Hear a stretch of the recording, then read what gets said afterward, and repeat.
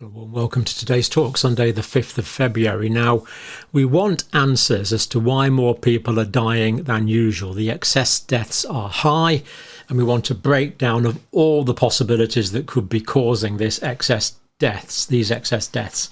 Now, this is Esther McVey in the British Parliament speaking on this matter. Let's just listen to it. Fairly brief clip. Public health. Mr. McVey. Mr. Speaker, the Chief Medical Officer recently warned that current non-COVID excess deaths is being driven in part by patients not getting statins or blood pressure medicines during the pandemic.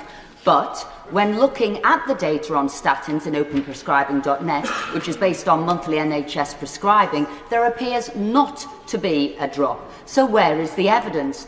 And if there isn't one, what is causing these excess deaths? Will the Minister commit to an urgent and thorough investigation on the matter?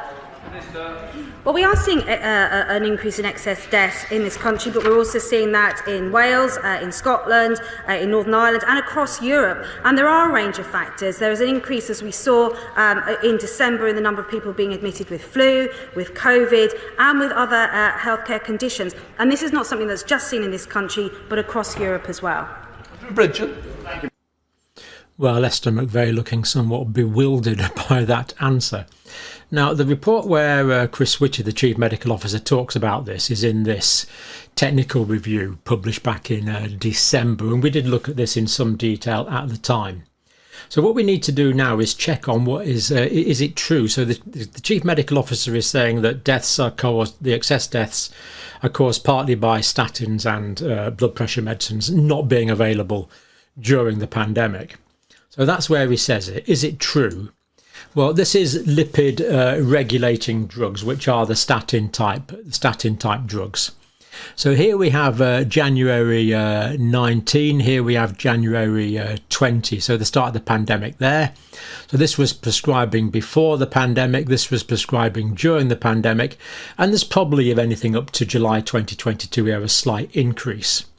So we can see there quite clearly that lipid regulating drugs such as statins, the actual uptake through the pandemic increased slightly, didn't decrease slightly. So it means Esther McVey is right and the Chief Medical Officer is wrong. How can the Chief Medical Officer get this wrong?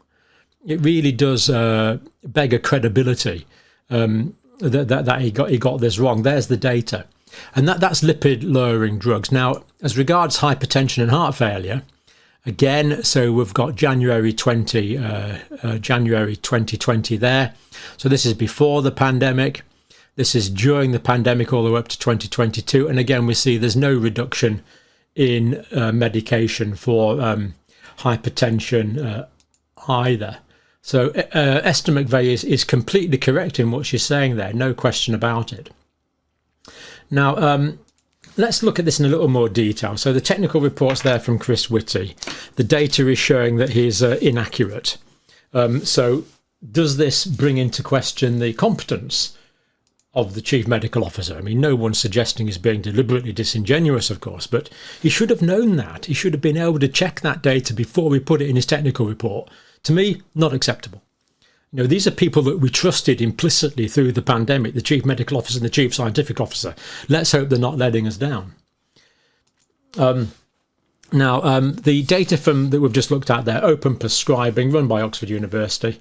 Cholesterol meds did not go down during the pandemic. There's the evidence. Blood pressure meds were not taken less frequently during the pandemic. There's the evidence. Now, Esther McVey called for an urgent and thorough investigation. And the Minister actually said, well, this isn't just a problem in England. This is a problem in Wales, Scotland, Ireland, and throughout the world, throughout Europe. I mean, what kind of answer is that? Yes, it's a problem. That's why we want the answer to this. So to call for an urgent and thorough review is completely reasonable. Now, the reasons that the Minister gave there, flu and COVID, we know they don't account for the excess deaths.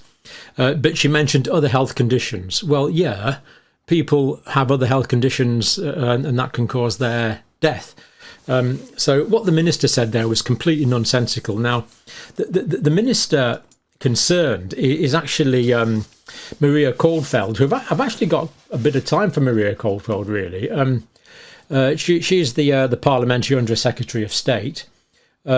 First question there is, why wasn't the Minister of Health answering the question? Because this is a pretty serious matter.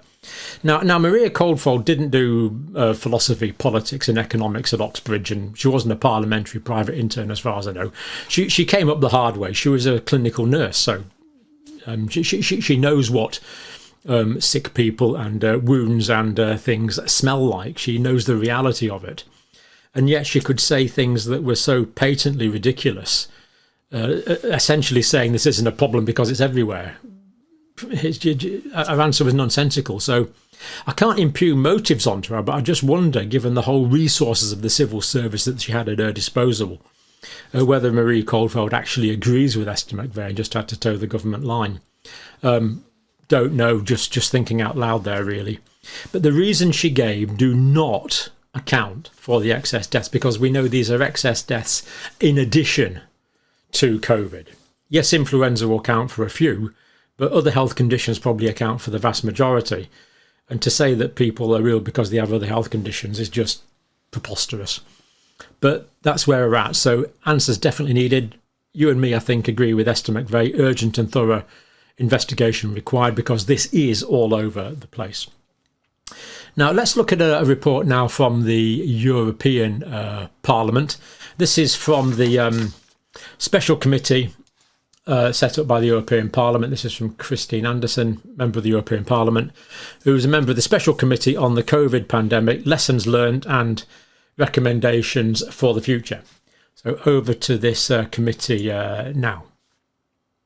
Yeah, you may have heard things are unfolding rather quickly right now, thanks to our colleague Rob Ross, who raised the question in the COVID committee, and the Pfizer representative, answered in quite a clear way. So we all know now that people have been lied to.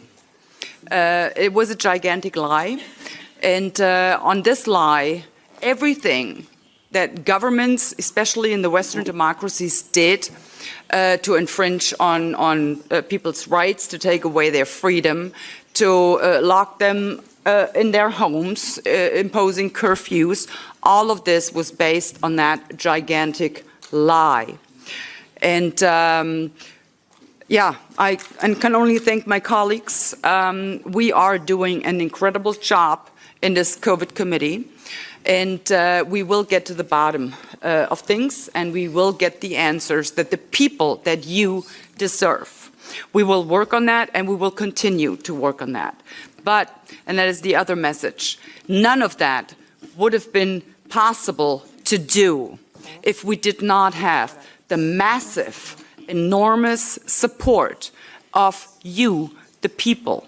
Because you took to the street, you showed your governments that you will not put up with this and you will not stand for this. And for that, I really thank you and I applaud you, and I will do so right now.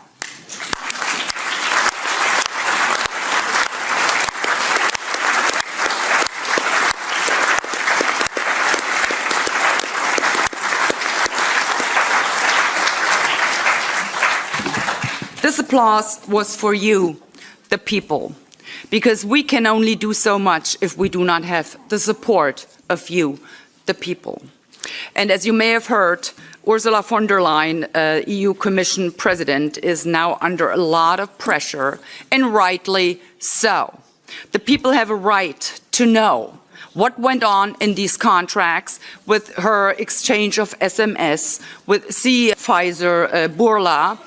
The people need to know who they can hold responsible and accountable for whatever may have gone on behind the scenes.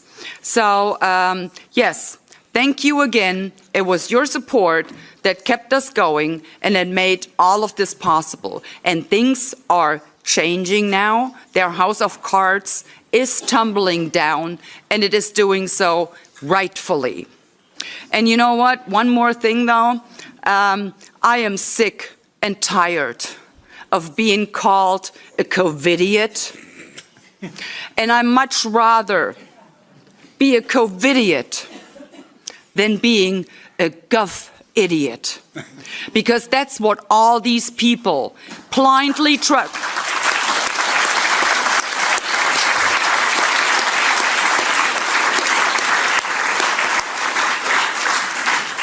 Because that's what all these people that blindly trusted their governments turned out to be.